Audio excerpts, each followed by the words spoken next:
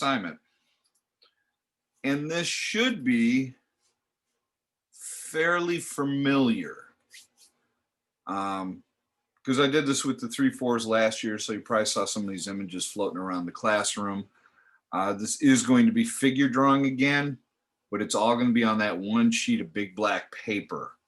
And you're going to need at least 5 bodies drawn large, overlapping, non-realistic colors. So as we take a look at this, this guy has done a woman upside down, in case some of you guys are awake enough to figure out what this shape is. She's curled up in a fetal position. And what looks different about the way he's chose to draw this lady, as opposed to how a lot of times people draw the human figure? What looks different about this figure than you would see in a normal human being if you were going for realism?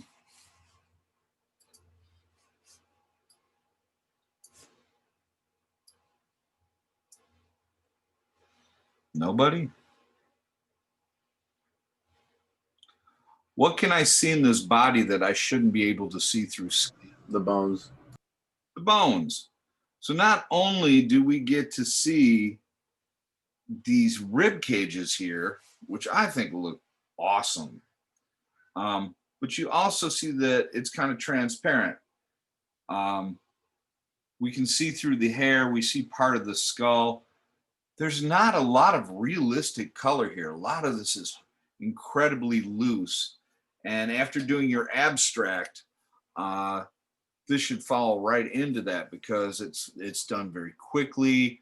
You see some shading. There's some nondescript lines in the background. Fred Hatt does a lot of this type of thing.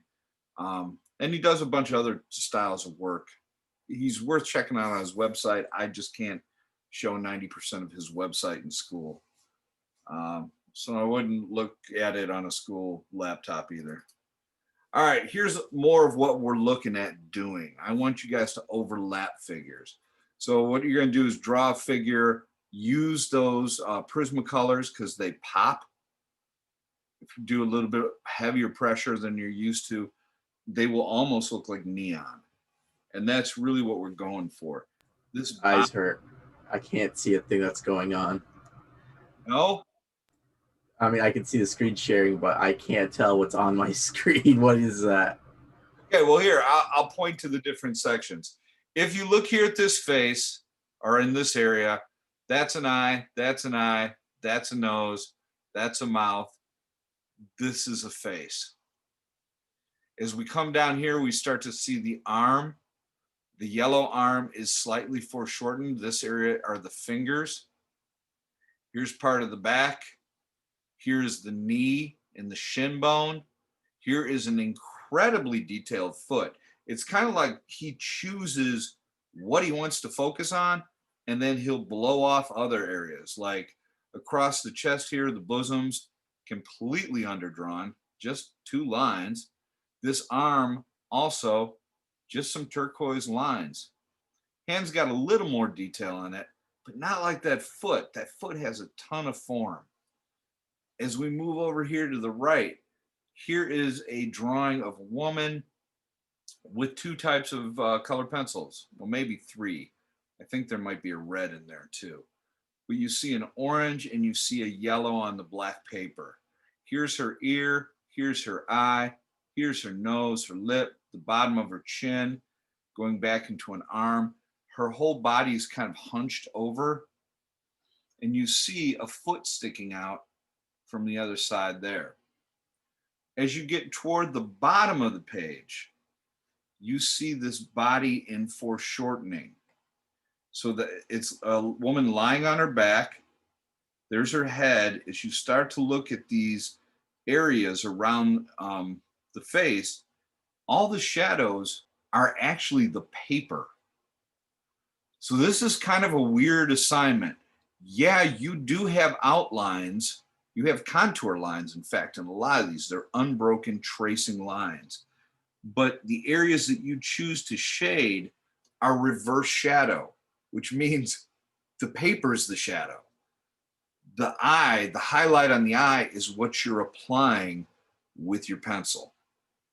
So if you want it to be light, if you want light to come from this direction onto this woman's body, you have to bring the white color pencil in through here. Here we see it again in this arm. And then wherever you want to be darker, you just do less drawing. So it's going to be kind of a challenge.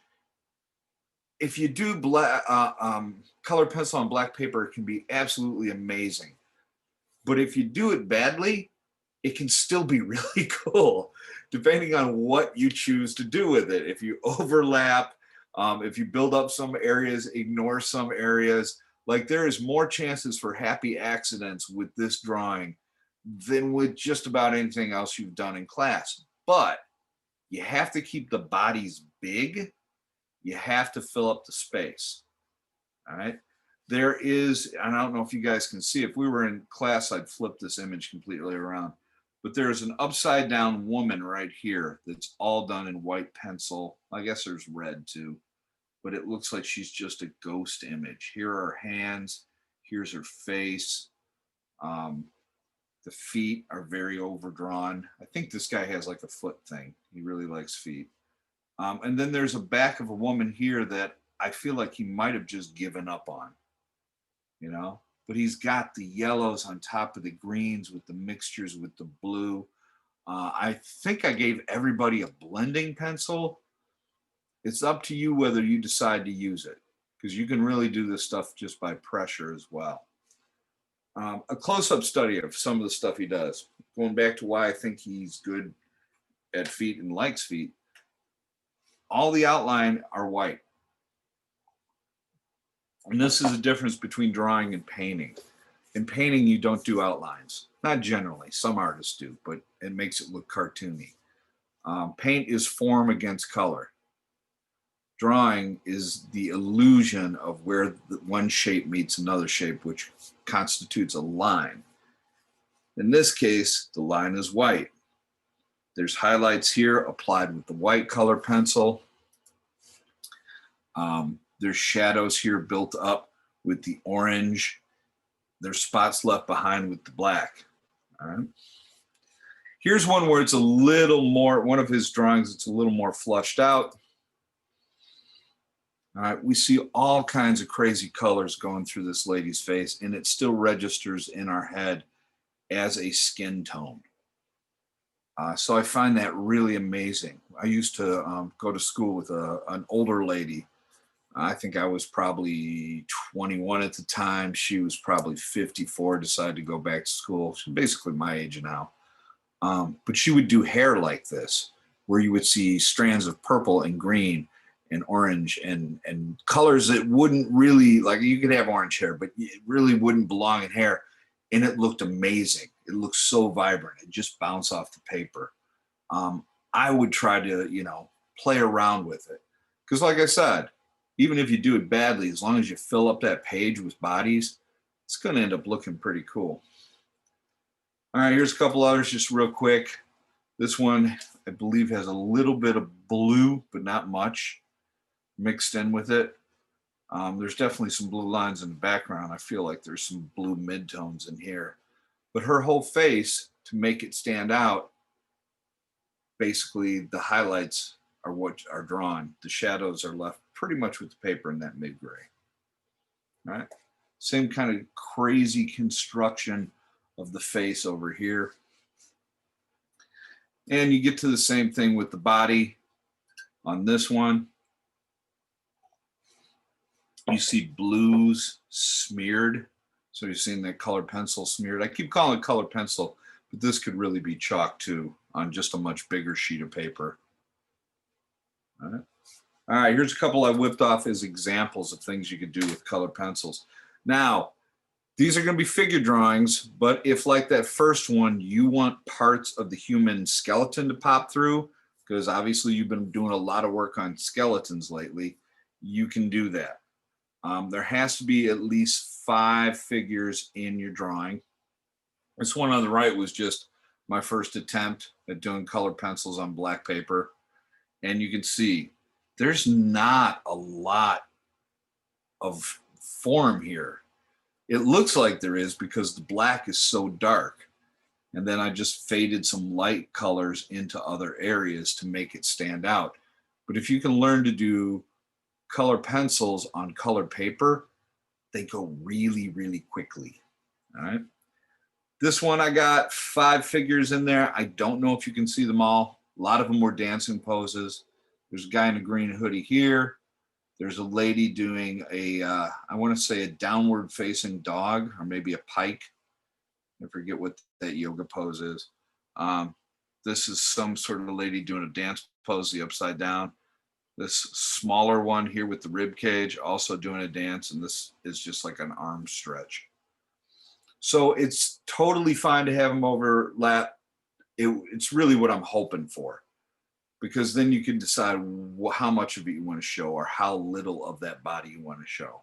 And you can have more than 5 figures if you like. But if you do 5 figures and they're all in one corner and you got 80% of the paper undone, I'm going to tell you to go back and keep drawing bodies until that paper is filled. All right, cool. Any questions about any of that? Excellent. So I'm going to stop right there. Okay, so for next Friday, not this Friday, I expect you to have this image finished up on your big black sheet of paper. 5 bodies on top of each other, filling up the sheet. Some areas overdone, some areas completely underdone. If you want to show skeletons in certain parts of the bodies, you can do that as well.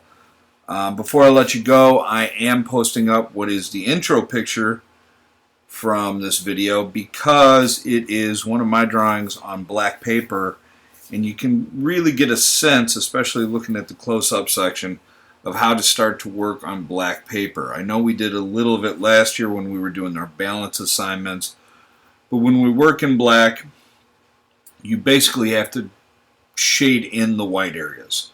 Instead of letting the white of the paper be the white areas, your paper is black, so you have to go and do, like in this case, the whites around the eyes are the areas that got the most attention. Then the highlight moving up in the middle of the forehead. The teeth would be super white. Everything else is going to be a fade. So I believe I gave you guys extra black paper to mess around with.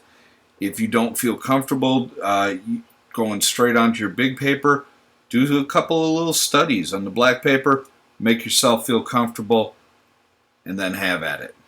All right, guys, have a good weekend, have a good week. I will see you soon.